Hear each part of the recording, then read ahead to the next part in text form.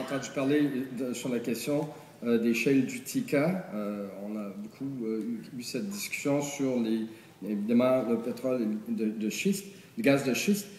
Il a été président d'une des toutes premières sociétés occidentales à s'investir dans l'exploitation du pétrole et du gaz en Géorgie. Et il est président du conseil d'administration de la Fédération canadienne des contribuables. M. Michael Binion. Merci beaucoup. Je suis Michael Binion, au Québec, pour mon bon ami Michel Bignon. Je suis le président de l'association pétrolière et gazière, la PGQ. J'ai pris plus de 20 ans pour avoir l'expérience et l'expertise dans plusieurs domaines de notre industrie. Mais j'ai pris moins de 2 ans pour apprendre le français. J'espère que vous allez me donner la patience pour moi d'expliquer notre point de vue dans ma langue seconde. La PGQ a été créée pour encourager le dialogue sur le développement de l'industrie pétrolière et gazière au Québec.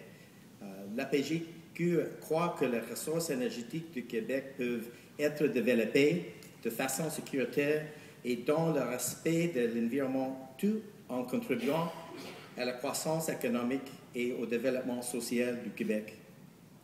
On veut se positionner comme une source d'information en travaillant de façon ouverte et en collaborant avec les différents intervenants. On vous prend part aux discussions sur les enjeux énergétiques du Québec pour que tous les Québécois aient une bonne vue d'ensemble et puissent faire le meilleur choix énergétique pour l'avenir. La PGQ représente 15 membres réguliers, affiliés et associés, et la présentation qui suit engage seulement l'association.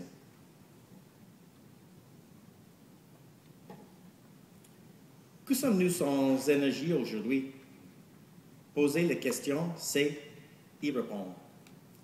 Les écoles, les hôpitaux, même les bicyclettes n'existeraient pas sans énergie. Par exemple, une bonne politique industrielle est impossible sans une bonne politique énergétique. L'énergie est vraiment la base de tout.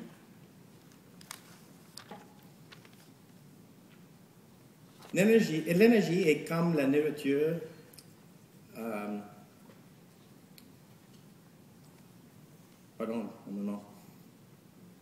L'énergie est comme la nourriture de la société.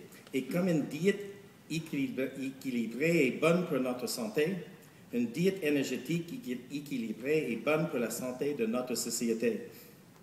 Donc, on croit qu'une diète énergétique équilibrée est la meilleure façon de répondre aux nombreux besoins de la société québécoise.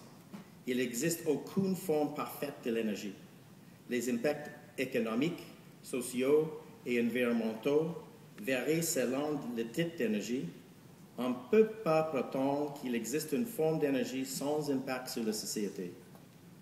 Le Québec représente 24% de la population du Canada, mais produit seulement 5% de toute la production énergétique canadienne.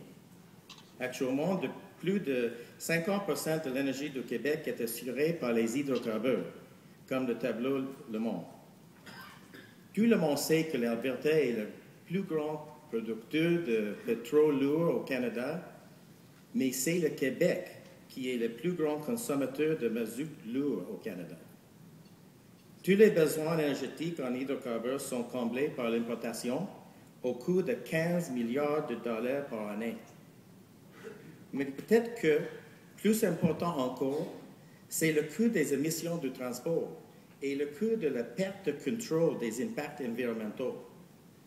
Je crois fermement que nous sommes tous d'accord pour dire que le Québec peut avoir une diète énergétique mieux équilibrée.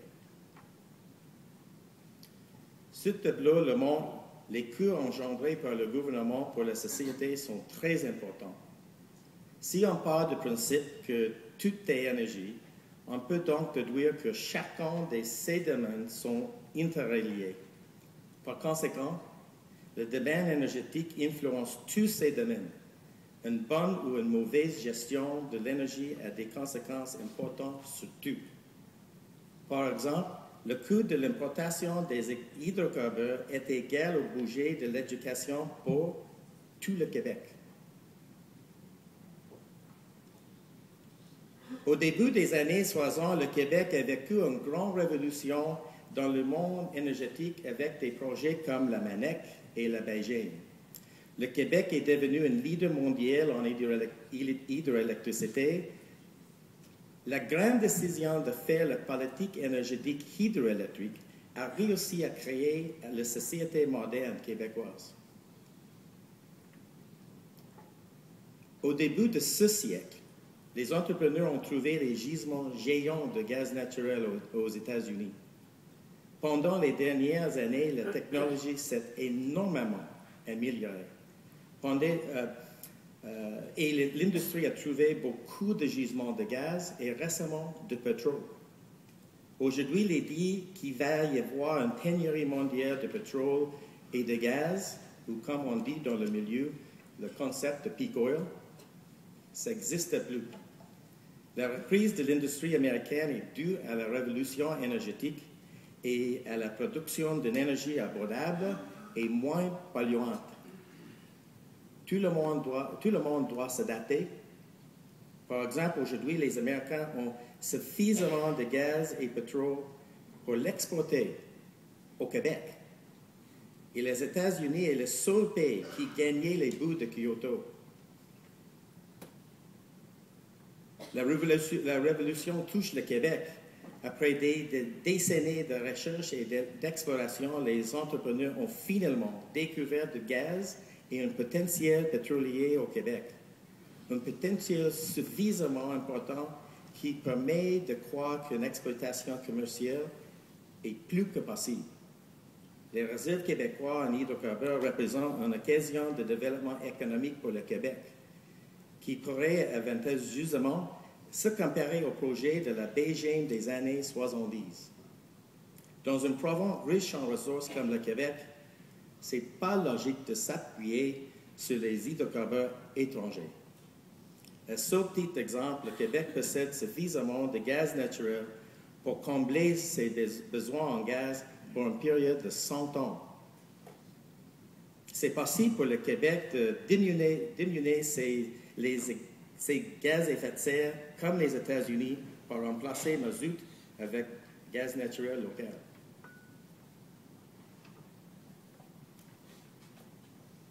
Je représente l'industrie du pétrole et du gaz.